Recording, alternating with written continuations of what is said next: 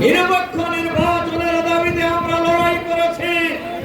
শেখ হাসিনার সরকারের বিরুদ্ধে, ফ্যাসিবাদের বিরুদ্ধে, ইউনূস সরকারের বিরুদ্ধে আমরা এমন নিরপেক্ষ নির্বাচনের কথা বলছি। নির্বাচনের আগে আমরা নির্বাচনের আগেই দেখছি ভোট দিলে জীবন কেটে নেওয়া হবে বলে ঘোষণা দিচ্ছেন। আমরা লক্ষ্য করেছি আপনি নির্বাচনের জন্য প্রস্তুত, আপনি ঘোষণা করছেন।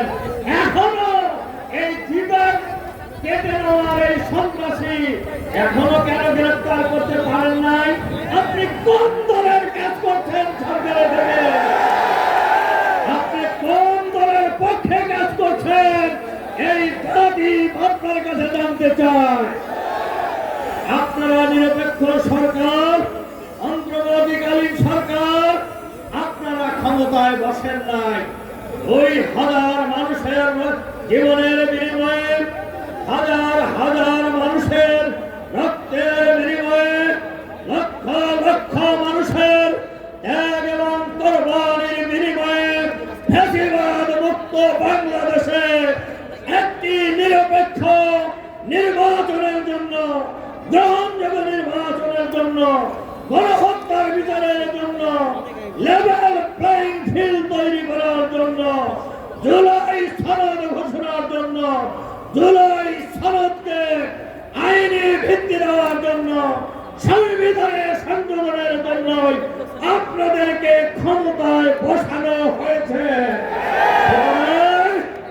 আপনারা যদি সেটা ভুলে যান, আপনারা দেখেছেন ফ্যাসিবাদ বিরোধী আন্দোলনে মানুষ কিভাবে আন্দোলন করেছে, জীবন দিয়েছে, রক্ত দিয়েছে, বুলেটের সামনে বুক পেতে দিয়েছে, পিছে হটে নাই।